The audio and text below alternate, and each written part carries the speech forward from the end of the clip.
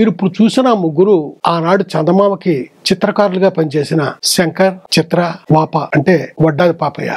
మరైతే బేతాళుడు, విక్రమార్కుడి కథలు దేశం అంతా తెలుసు కానీ ఆ రెండు పాత్రలు ఎలా ఉంటాయో ఎవరికీ తెలియదు. బేతాళుడు మోసే రాజు, విక్రమార్కుడిని తన ఊహాశక్తితో చిత్రించారు శంకర్ గారు.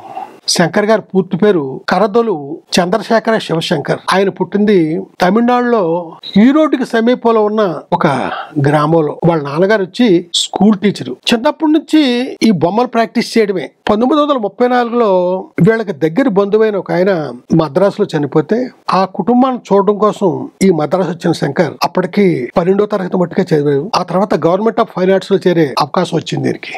అక్కడ ఆచార్యులు ఈ శంకర్ చేతిలో విద్య చూసి ఎంత అంతగా అంత ఆశ్చర్యపోతూ ఉండేవారు. 1952లో చందమామలో జాయిన్ అయ్యారు శంకర్ గారు. అప్పటికి చందమామ మొదలయ్యి 7 ఏళ్ళు అయింది అంతే. ఆ చందమామ కాంపౌండ్ లో ఆర్టిస్ట్ చిత్ర గారు అప్పటికే పనిచేస్తున్నారు. ఆయనకి నెల జీతం వచ్చి 350 రూపాయలు అంట.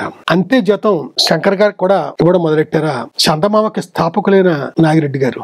ఆ తర్వాత కాలంలో వడ్డాది పాపయ్య గారు కూడా చేరారు ఈ చందమామలో. ఈ త్రిమూర్తుల తాలూకు చిత్రాలతో నిండిపోయి ఈ చందమామ బయటకు వచ్చేది ప్రతి నెల. మరి ఇంకా శంకర్ గారి విషయం చెప్పాలంటే చందమామ ఆఫీస్ కి ఒక్కరోజు వెళ్ళకపోయినా ఆయన మనసంతా అదో రకంగా ఉండేది. 1984లో యజమానులు మారుతున్నారని తెలిసిన శంకర్ గారు అందరికంటే ఎక్కువ బాధపడ్డారు. ఆయన అనుకున్నట్టే కొన్నాళ్ళకి ఈ చందమామను తీసుకున్న వేరే వాళ్ళు ఆఫీస్ ఓపెన్ చేస్తే పరిగెట్టుకుంటూ ఆఫీస్కి వెళ్ళిపోయారు శంకర్ గారు. తన 77వ ఏట కూడా ఆ బొమ్మల గీడులో మా గొప్ప ఉత్సాహం చూపించారు ఈయన. తనతో పాటు బొమ్మలు గీసిన చిత్ర, వడ్డాది పాపయ్య గారు వీళ్ళంతా చనిపోయారు. నేను ఇంకా చనిపోకుండా ఉన్నది ఎందుకంటే ఈ చందమామని ఆగిపోవడం చూడ్డానికా నేను ఇంకా బతికుంది అంటా ఒకటే వేదన.